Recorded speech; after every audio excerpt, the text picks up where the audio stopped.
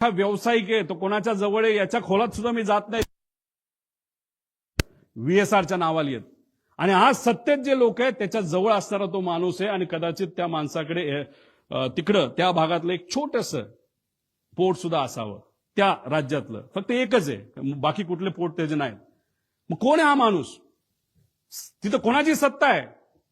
आणि ती सत्ता तिथं त्या ठिकाणी असताना त्या टीडीपी या पक्षाचे नेते जर रोहित सिंगच्या लग्नाला तिथं जात असतील आणि टीडीपीचाच नेता आज जर तिथं एव्हिएशन मिनिस्टर असेल आणि व्हीएसआर कंपनी आतापर्यंत बंद होत नाही, त्याचे ऑपरेशन तसेच चालू राहतात, कागदपत्र त्या ठिकाणी रिअलाइनमेंट करणं नाही तर त्याचं मॅनिप्युलेशन करणं असं आमचा त्याच्यामध्ये म्हणणं आहे. आणि आज रोहित सिंग आहे कुठं?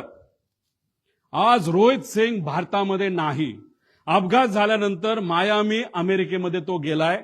त्यांची दुबईमध्ये सुद्धा कंपनी आहे, अमेरिकेमध्ये सुद्धा कंपनी आहे. ही सगळी विमानं टप्प्याटप्प्याने हे दुबईच्या आणि अमेरिकेच्या कंपनीमध्ये ट्रान्सफर केली जातील. आज आम्ही सगळे दुःखात आहोत, आज आम्ही तिथं लढत आहोत, पण ज्या कंपनीच्या माध्यमातून हा घात झाला नाहीतर हा अपघात झाला त्याचा मालक मात्र आज भारतात नाही. त्याला कुणी मदत केली बाहेर जाण्यासाठी? कुणी त्याचा तिथं इन्व्हेस्टिगेशन लगेच करून त्याला लगेच ताब्यात घेऊन लगेच तुम्ही इन्व्हेस्टिगेशन आहे तर त्याचं तिथं चर्चा करून आणायला पाहिजे होती. पण हे महाशय गेले कुठं? तर मायामी अमेरिकेमध्ये त्या ठिकाणी गेलेले आहेत. आता ही बातमी एक ग्रेट आंध्रा नावाचा पेपर आहे, AP minister bought private jet, त्या जेटचं मला पॅटर्न सुद्धा माहिती आहे, त्याचं मॉडेल सुद्धा मला माहिती आहे, ते कोणाचं आहे हे तिथले लोक आपल्या सर्वांना त्या त्या ठिकाणी त्या त्या राज्यात सांगतील. माझं मत आहे की या व्हीएसआर कंपनीला मुद्दामून वाचवण्याचा प्रयत्न केला जातोय. एवढा मोठा माणूस महाराष्ट्राचा नेता गेल्यानंतर सुद्धा या सत्तेत असणारे काही लोक मुद्दामून या मालकांना वाचवत आहेत. म्हणजे दादा गेले याचं दुःख यांना नाही, पण पैसा आपला वाचला पाहिजे, मैत्री आपली टिकली पाहिजे, या अनुषंगाने व्हीएसआरला मदत करतात. म्हणून आमचं मत आहे की आज नाही तर उद्या व्हीएसआर कंपनीला बंदी घातली पाहिजे आणि इन्व्हेस्टिगेशन करत असताना त्याच्यामध्ये सुद्धा काही चेंजेस केले गेले पाहिजे. त्याच्यामध्ये तुम्ही 5 कुठले तरी घेतले, सीबीआयला देताय, चांगली गोष्ट आहे, सीआयडी तर आहेच, पण याच्याच बरोबर एक वर मॉनिटरिंग एजन्सी आम्हाला असावी. राज्यात विरोधी पक्ष नेत्यांना त्याच्यात घ्यावं. दुर्दैवाने महाराष्ट्रात कोणी विरोधी पक्ष नेता नाही, पण हा विषय फार मोठा आहे. प्रायव्हेटली फार मोठे सेलिब्रिटी ट्रॅव्हल करतात. त्यामुळे आमचं मत आहे की देशातले जे विरोधी पक्ष नेता वरचा आणि खालचा जो आहे, राहुल गांधीजी आणि वर जे असतील त्यांना याच्यामध्ये त्या ठिकाणी घ्यावं, काही खासदारांना घ्यावं, खाली काही फॅमिली मेंबरला घ्यावं. तो जो पक्ष आहे जो बाधित आहे, नाही तर अजितदादा ज्या पक्षाचं प्रतिनिधित्व करत होते त्यातल्या काही लोकांना घ्यावं, पण त्यातले काही खूपच एव्हिएशनच्या अनुभवी लोक आहेत, त्यांचं काय करायचं हा निर्णय त्यांनी त्या ठिकाणी घ्यावा. मग अशा पद्धतीने आणि जज, एक्स जज याच्यामध्ये घ्यावा आणि ही मॉनिटरिंग एजन्सी तुम्ही तिथे घ्यावी. आणि ह्याच्या अंडर सीबीआय अंडर मतलब सीबीआय जो काम करेल तो रिपोर्ट बघेल, सीआयडीचा रिपोर्ट बघेल, एक एक्सटर्नल एजन्सीचा रिपोर्ट बघेल, पण हे केल्याशिवाय याच्यामध्ये पारदर्शकता येणार नाही असं आमचं ठाम मत आहे. मॅरिटचं तुम्हाला सांगितलं ते आम्ही तारखा पण काढू, काही फोटो आमच्यापर्यंत आलेत, काही डॉक्युमेंट्स आमच्याकडे आलेत, कोण कसं काय, फक्त ते आता वापरलेलं नाही कारण का मला ह्याच्यात राजकारण आणायचं नाही. पण एक गोष्ट आहे की काही लोक मुद्दामून याच्यात राजकारण आणि मैत्री आणतायत आणि पैसा आणि इन्व्हेस्टर पण मी देऊ शकतो, पण इन्व्हेस्टरच्या खोलामध्ये मी जाणार नाही. इन्व्हेस्टरचं काही डायरेक्ट रिलेशन असेल असं नाही, पण इन्व्हेस्टर मोठे मोठे असल्यामुळे शेकडो कोटीचा विषय असल्यामुळेच कदाचित या कंपनीला वाचवलं जातंय. त्यामुळे त्या इन्व्हेस्टरला मला म्हणायचं तुम्ही खूप मोठे आहात, हजारो कोटी तुमच्याकडे आहेत. आमचा काका, आमचे दादा त्याच्यामध्ये गेलेले आहेत. 100-200 कोटीसाठी हे इन्व्हेस्टिगेशनला कृपा करून कुठल्या नेत्याचं नाही तर कोणाचं वजन टाकून तुम्ही हे मॅनिप्युलेट करण्याचा प्रयत्न त्या ठिकाणी करू नका. कारण की इन्व्हेस्टिगेशन एजन्सी काम करेलच, पण आम्ही काय शांत बसू असं जर तुम्हाला वाटत असेल तर आम्ही शांत बसणार नाही, कारण आमचा काका, आमचा नेता याच्यामध्ये गेलेला आहे. पुढे आता मुख्य पायलट सुमित कपूर याच्यामध्ये हे सगळे आम्ही विषय त्याच्यामध्ये मागितलेले आहेत. त्यांना कौटुंबिक अडचण होती. आता ती कौटुंबिक अडचण खूप खोलात जाऊन मी म्हणणार नाही, आणि त्या विषयाला धरून त्याचं ब्लॅकमेल तिथे झालं असावं आणि मग ते ब्लॅकमेल त्या ठिकाणी झालं असल्यामुळेच ते जे काही घटना घडल्या अशी शंका आहे की त्यांनी मुद्दामूनच त्या घटना त्या ठिकाणी घडून आणल्या. कारण बऱ्याच एक्सपर्टशी बोलल्यानंतर विमान ज्या पद्धतीने कळलं ते मुद्दामून मॅन्युअली आणि ट्रान्सपॉन्डर हे विषय तुम्हाला त्या आधीच्या ह्याच्यामध्ये सांगितलेलं आहे. याच्यात खोलात जाऊन चर्चा करायची जरूरत आहे. पण त्यांना दारू प्यायची खूप सवय होती.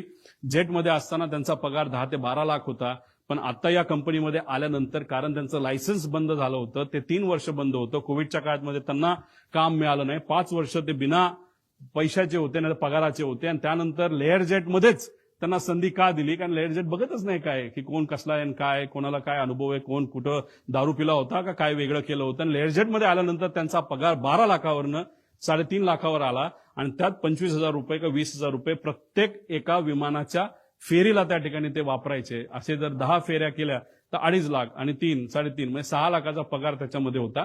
5 वर्ष पगार नसल्यामुळे आणि हा पगार मोठ्या प्रमाणात कमी झाल्यामुळे आणि मोठे मोठे विस्कीचे ब्रँड त्यांना प्यायला त्या ठिकाणी लागायचा, त्याचा खर्च जास्त असल्यामुळे आणि व्यक्तिगत एक कुठला तरी विषय ज्यामुळे ते डिप्रेशनमध्ये होते, आणि ह्या सगळ्या गोष्टीचा उपयोग घेऊन त्यांच्यावर प्रेशर टाकून कुणी ब्लॅकमेल करून काय घटना घडली का असं आमचं डाऊट आहे. हे क्लिअर करणं महत्वाचं आहे. पुढं रोहित सिंग शोधा आता ह्या माणसाला कुठे आहे, तो कुठे आहे, कोणाचा मुलगा आहे, मुलगा तर VK सिंगचाच आहे. त्याच्यामध्ये डीजीसीएचे काय रिलेशन आहे, डीजीसीएच्या बद्दल तो काय म्हणायचा, कुछ भी हो मॅनेज होता है, कर सकते कुछ प्रॉब्लेम नाही, कसं कसं मॅनेज केलं याचे पूर्ण डॉक्युमेंट आहे. पण हे प्रेझेंटेशन मध्ये 2 तास जाईल, या खोलात जाल नाही.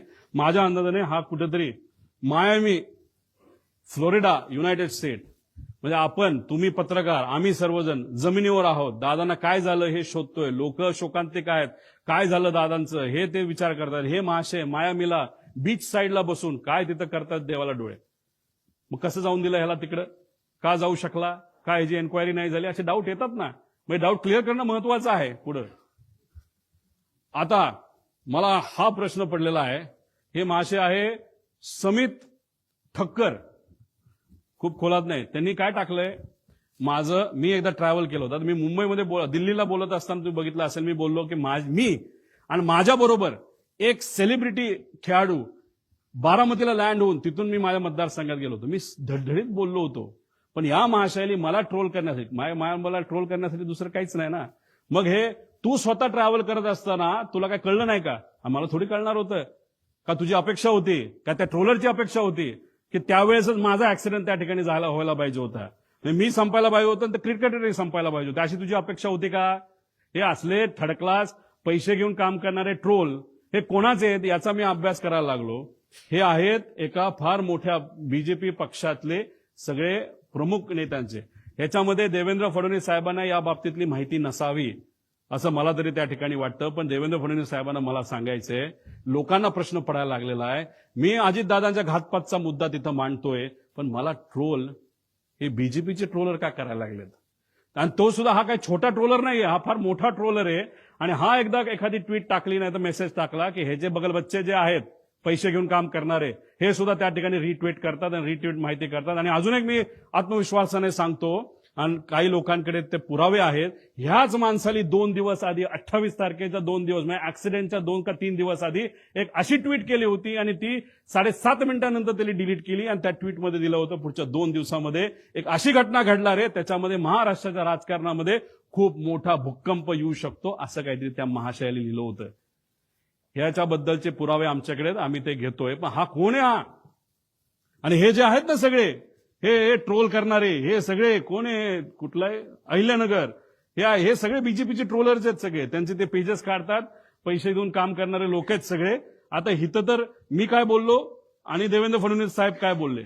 साहेब, देवेंद्र फडणवीस साहेब, याच्यामुळे आता लोकांना वेगळी शंका त्याच्यामध्ये यायला लागली. रोहित पवार भावनेच्या भरामध्ये मुद्दे मांडतोय, टेक्निकल मुद्दे, अराजकीय बोलतोय, पण भाजप मला ट्रोल करते.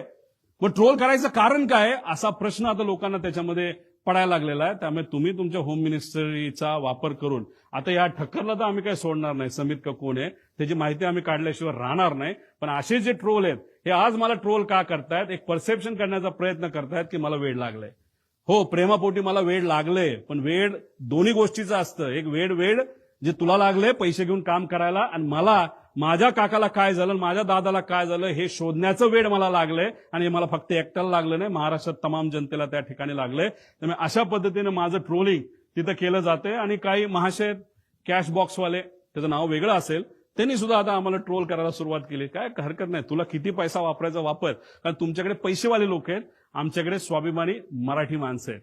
आणि त्या लोकांना आम्हाला सांगायचं आहे की ठीक आहे, तुम्ही मला पाण्यात बघता का काय, पण एक समजून घ्या, माझे आजोबा फार मोठे आहेत, माझे काका मोठे होते, आणि मी रोहित पवार आहे, आणि मी या महाराष्ट्राचा स्वाभिमानी नागरिक आहे.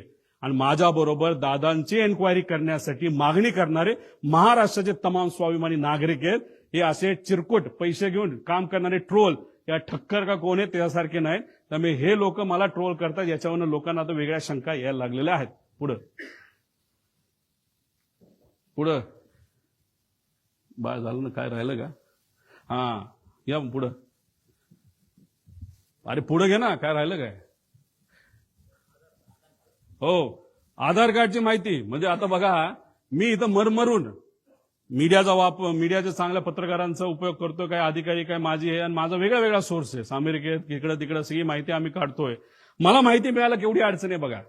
पण आता मी ज्या विमानाने ट्रॅव्हल केलं, ज्या सेलिब्रिटी बरोबर मी ट्रॅव्हल केलं, त्या विमानात ट्रॅव्हल करताना जी इन्फॉर्मेशन, जे आमचे डॉक्युमेंटेशन प्रूफ हे एअरपोर्ट अथॉरिटीला आम्ही देत असतो विश्वासाने, की हा आमचे प्रूफ आहे, हो आम्हीच ते आहोत, हे आम्ही विश्वासाने तिथं देत असतो. ती सगळी माहिती या ट्रोलरला दिली जाते. एअरपोर्ट अथॉरिटीचं असं कोण आहे का एअरपोर्ट अथॉरिटीचे लोक ट्रोलरला माझ्याबद्दलची माहिती देण्यासाठी तिथं करतात? सगळी माहिती, फक्त माझी नाही, त्या सेलिब्रिटी क्रिकेटरची सुद्धा माहिती दिली. अरे लाजबीज वाटते का नाही? मग आम्ही कष्ट करून माहिती काढतो आणि या ट्रोलरला फुकटात माहिती तिथं जर मिळत असेल तर याच्या मागे वेगळी अजून शक्ती आहे का, असा सुद्धा प्रश्न इथं निर्माण झाल्याशिवाय राहत नाही. आणि मग हे एअरपोर्ट अथॉरिटी असू शकतं, VSR असू शकतं, काय म्हणजे आम्ही इथं वेगळी इन्फॉर्मेशन मागतोय आणि आमच्या ट्रोलरला कुणीतरी ऑथेंटिक आणि सिक्रेट इन्फॉर्मेशन हे ट्रोलरला, ते सुद्धा भाजपच्या ट्रोलरला दिली जाते. याच्यावरून शंका 100% आता आमच्या मनामध्ये त्या ठिकाणी निर्माण व्हायला लागली. पुढे आता हु इज श्वेता सिंग, याचा थोडासा अभ्यास करावा. थोडक्यात तुम्हाला सांगतो, या आपल्या महाराष्ट्राच्या सुनबाई होत्या, आता नाहीयेत, त्या DGCA मध्ये काम करतात. फार मोठ्या फॅमिलीमध्ये त्यांचं लग्न झालं होतं आणि आज जो सत्तेत पक्ष आहे मोठा, त्याच्या निगडीत असणारे हे कुटुंब होतं. त्या कुटुंबामध्ये फार भावनिक गोष्ट झाली, ती कधीच आपण विचार करू शकत नाही, याचा अंदाज तुम्हाला आहे. आणि ह्या आज त्या DGCA मध्ये बसून त्यांच्या कॉन्टॅक्टचा वापर करून हे फार मोठ्या प्रमाणात तिथे एक रॅकेट चालवतात. आणि त्या ज्या मगाच्या अपूर्वाचं नाव घेतलं, त्या एअर इंडिया आपलं जेटमध्ये होत्या, या सुद्धा जेटमध्ये होत्या आणि ह्यांनीच त्यांना त्या समितीमध्ये टाकलंय असं आमचं मत आहे. यांचा रिसर्च, तुम्ही जर रिसर्चवाले पत्रकार असाल तर त्या करा, पण आमच्या या इन्व्हेस्टिगेशनमध्ये, नाही हे इन्व्हेस्टिगेशन चालू असताना श्वेता सिंगला तिथं ठेवू नका अशी आमची जाब मागणी आहे. कारण या वेल कनेक्टेड आहेत आणि ह्यांचा संपर्क फार वरच्या लेवलला पोहोचलेला आहे. त्यामुळे या व्यक्तीला त्या DGCA मध्ये न ठेवणं हे महत्वाचे. आणि चौकशी समितीबद्दल मी तुम्हाला काय गोष्टी सांगितलं, आणि CBIची चौकशी केली जाते, CID आहे, पण CIDचा रिपोर्ट कुठे आहे? CID आतापर्यंत काय केलं, कुठला CCTV घेतला, हे रिपोर्ट येणं महत्वाचं आहे. सांगा ना तुम्ही लोकांना, पब्लिकला येऊन आतापर्यंत आम्ही हे केलं ते केलं, आणि त्या पद्धतीने माहिती लोकांपर्यंत यायला काय हरकत आहे? CBIची मागणी करत असतील तर त्याचा अर्थ दिल्लीकडे त्यांनी त्या ठिकाणी बघितलं असावं. दिल्ली आता CBI आणि बाकी एजन्सीला घेतलं तर हे होऊ शकतं. आता ह्याच्यामध्ये बाकी आहेत.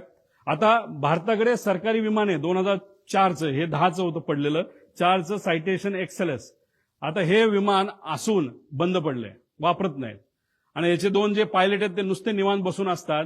आणि अजितदादांच्या बुकिंगमध्ये जो ग्रुप मी तुम्हाला सांगितलं एरोचा, त्याच्यामध्ये सुद्धा हे पायलट आहेत, सरकारी पायलट आहेत पगारावर, हे सुद्धा त्या ग्रुपवर आहेत. पूर्वी एक पायलट होते, ते रिटायर झालेत, त्यांचं नाव मला आठवत नाही, काय रे नाव काय असेल, ते स्वतः कर्वे म्हणून होते, स्वतः तिथं जायचे. समजा CM चाललेत, DCM चाललेत, मंत्री चाललेत, कर्वे साहेब स्वतः जायचे, सगळं चेक तिथं करायचे. पण हे महाशय नुसते ग्रुपमध्ये दोघं पदं घेतलीत, मोठा पगार त्यांना चालू आहे, पण एकदा सुद्धा ते साईटवर त्या ठिकाणी जात नाही चेक करायला की विमान नीट आहे का नाही.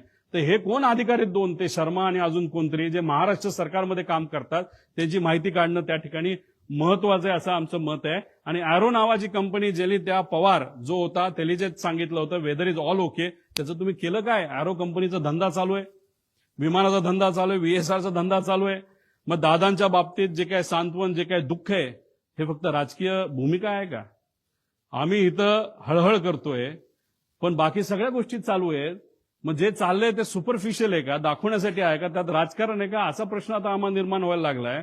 आणि आम्ही जर हे मुद्दे घेतले नसते तर इन्व्हेस्टिगेशन कुठल्या दिशेला गेलं असतं? मीडियाने हे मुद्दे घेतले नसते तर इन्व्हेस्टिगेशन भरकटलं असतं आणि लोकांच्या मनामध्ये एक तीव्र इच्छा आहे की काय झालं हे कळलं पाहिजे. म्हणूनच तुमच्या मदतीने, मीडियाच्या मदतीने आज जे काय चाललंय ते राईट डिरेक्शनला चाललंय आणि जे चुकतायत त्यांना कुठेतरी कान तुम्ही सर्वजण, आपण सर्वजण धरतोय असं आपल्याला म्हणावं लागेल. आणि हे जे मी बोललो लग्न हे ते जे काय आहे तर ते जे